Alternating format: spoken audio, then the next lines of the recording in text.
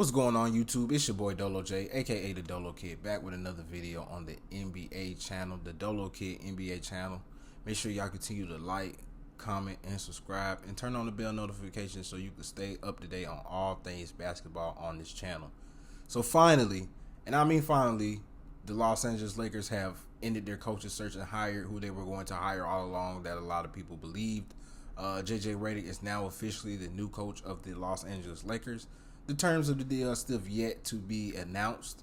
I want to say it's about time. And, you know, for most people, the Laker job, when you're dealing with the aura of Los Angeles and the Lakers within itself, also the aura of, you know, coaching a player such as LeBron James's caliber, it comes with a lot of things. A lot of positives, a lot of negatives, a lot of scrutiny, a lot of spotlight. So, yeah, but we're going to talk about the previous coach and the coach before that, and kind of summarize how we got here. So yeah, the Lakers' previous coach Darvin Ham only coached for 2 seasons, 90 and 74 as the team's head coach, 43 and 39 in the 2022-2023 season, 47 and 35 in the 2023-2024 season. Both times the Lakers end up finishing with the 7th seed. Now, he went 8-8 in the playoffs in his first season. That's that run where the Lakers went on when they ended up winning the play-in game and ultimately making the Western Conference Finals.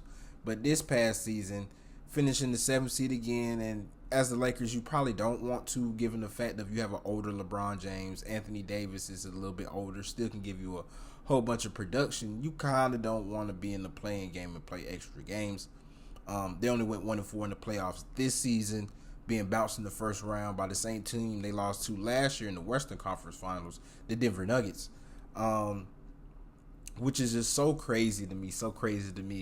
I kind of would expect, you know, Darvin Ham to maybe get possibly one more season as the head coach, but the Lakers are notorious for firing coaches and getting rid of coaches very early.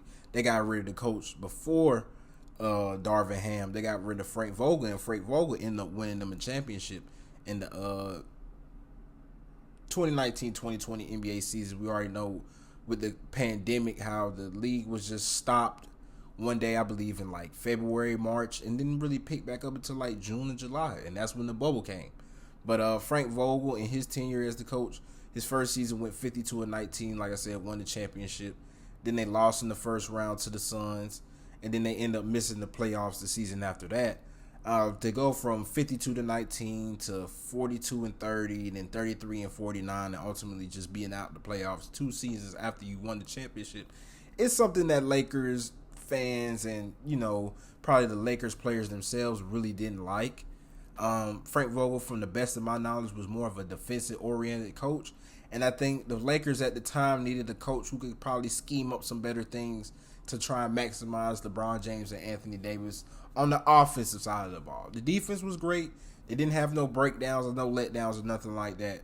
But the offense left a lot to be desired. But, yeah, man, Frank Vogel, even though, yes, he won a championship in the first year, but the year after that, the league started a little early. Teams only had maybe a month and a half off, 2 months off, something like that. It was only 72 games. It was only 72 games that season. Anthony Davis only ended up playing in 36 of those games. LeBron James only played in 45 of those games. So for you to still end up with the 7th seed, ultimately losing in the first round to the Phoenix Suns, which is kind of funny given the fact that just 2 years later you would be the coach of the Phoenix Suns and you would lose in the first round. Just very hilarious if you just look at it from face value. But yeah, it was very hard for the Lakers to really do something when you don't have LeBron James and Anthony Davis for a good portion of the season. 25, 30 games is really hard to make up that type of production. Now, the very next season, where they went 33-49, Anthony Davis only ended up playing 40 games, so he played 4 more games. But LeBron James only played 56 games, and I believe that was a full 82-game season.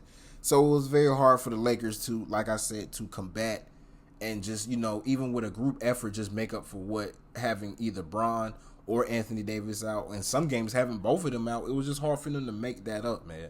It was very hard for them to make that up. And I think any coach would be hard. It would be hard for any coach for them to try and galvanize their players to try and cover what LeBron James and Anthony Davis does for that team. They are the two engines of the team, and the majority of the offense runs through those two. They do a lot of the playmaking and the decisions. At least during that time frame, it was really just ran through those two. And then even in Darvin Ham's first season, Anthony Davis ended up missing. He only played 54 games that season, and LeBron James only played 55. So for them to essentially both miss almost half a season, and you still end up with the 7th seed, and they still end up making the Western Conference Finals, it was a heck of a season. I really say you overachieved, in my opinion. Yes, with Anthony Davis and LeBron, you do expect a championship. But at the same time, they had been hurt for a lot of the season. It was hard for them to get continuity. You had other pieces and things like that. Then you also had the trade when you brought D'Lo in and Rui, and you also brought in Vanderbilt and Malik Beasley and them boys. For them boys to make it to the Western Conference Finals, overachieving. So I could kind of understand this season. You think that, with a full year with this roster, you already know what you need. You already know what you've seen. You've already seen the moves that other teams have made. Hey, maybe we get a little bit closer. Maybe we might even make the finals. LeBron and Anthony Davis played more games this season than they have in the past 3, 4, 5 seasons. So I think LeBron played 71. Anthony Davis played 76. So it's not like you didn't have them. They played more games this season, So you would expect your win production to be a little bit more than just 4 extra wins this season. And a lot of people, Lakers fans, and probably even people behind the scenes, thought that schematically, maybe Darvin Ham wasn't the best choice. Now, we already know as a Laker coach, you don't get that long of a leash. Heck, as an NBA coach, you don't get that long of a leash. A lot of coaches be fired after 1, 2, even 3 seasons. Some coaches get fired after 4 seasons, and the team was completely and utterly trashed the first season, or maybe even the first 2 seasons, and now the team has not seen enough progress that they believe they should have, so now they get rid of the coach, which is completely and utterly ridiculous, in my opinion. But also, let's go ahead and talk about some of the candidates. I wasn't really too familiar with Hornets assistant coach James Borrego, but his name was floating around there.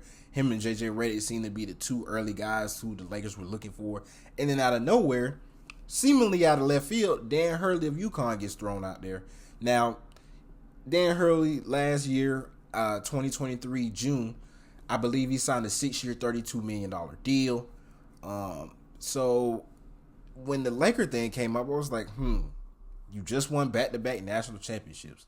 You have the chance to go for your first three-peat since the Bruins did it in the late 60s, early 70s.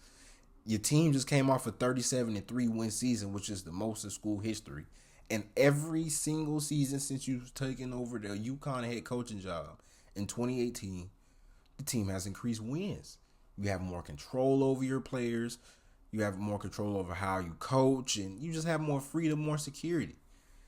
If you have maybe a season or 2 bad, UConn's probably not going to get rid of you. You just won back-to-back national championships. But a lot of people seen this as a power move to possibly Dan Hurley for Dan Hurley to get his pay up. Now, I believe I was watching Gil's Arena, and they showed a clip of Dan Hurley. I believe he was on the Dan Lebanon show, if I'm not mistaken.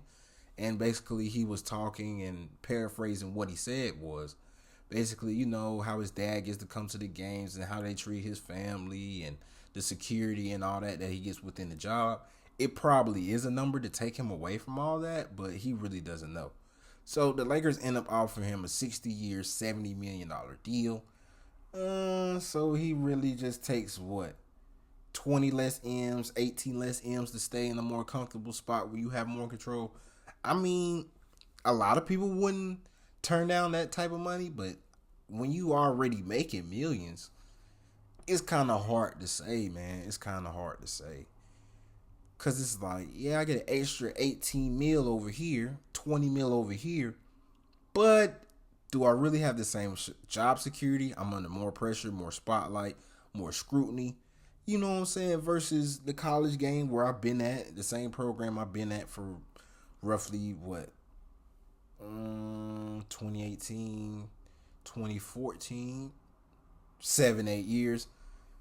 So maybe maybe 20 M's is not enough to move that man. I don't know. Personally, I kind of understand that I probably would have made a similar move. I got more control, more freedom. I can kick my feet back a little bit more. I ain't under as much pressure. They're not basically pressing me with their thumb, so to speak. So I can understand why Darren Hurley is staying put. And yeah, he ended up getting more. He ended up signing a new contract anyway. So like, I don't know. Does it take place of his old deal? Does it kick in after the new deal expires? Like, I don't know what that is. I'm assuming it would kick in after next season. So, hey, you got you some more money to stay where you at, man. The Big East, the lure of the Big East. Dad getting, special treatment. Parents getting special treatment. Some stuff money can't buy, man. Some stuff money can't buy. But yeah, a lot of people assume it was JJ Reddick from the start. JJ Reddick has been an analyst on ESPN, I believe, the last 2 seasons. This season, taking more of a lead role since ESPN let go of is it Jeff? I always get Jeff and Stan Van Gundy mixed up. One of the Van Gundy brothers. Jeff, I want to say it's Jeff Van Gundy. And Mark Jackson go. Really hard to see them go, but him, Doris Burke, and Mike Breen were pretty decent for the finals. And a lot of people were just assuming and speculating the fact that the Lakers are going to hire JJ anyway. They just need something to pass over until the finals were over, because he was calling the finals. And it's going to be kind of weird, the dynamic of, basically being named the head coach of a team and still calling NBA finals games. I would wonder down the line, will we ever see something like that where a guy is hired and he still has to fulfill his obligations as far as a game commentator? That would be very, very, very interesting. But yet to see the details of this trade. The draft is next week, so who knows who the Lakers are going to draft. I believe they have them a second round draft pick, 52nd overall, if I'm not mistaken. So it's going to be real interesting to see who they take, what type of style, what type of rotations, what type of moves they make this offseason. And we still don't even know if LeBron is coming back. I mean, we all could assume that he's going to come back, but nothing's ever for sure. But this has been your boy Dolo J, Dolo Kid, the Dolo Kid basketball channel. Like I said, make sure y'all like, comment, subscribe, turn the bell notifications on. And don't forget to lace up the kicks, man. Until next time, peace.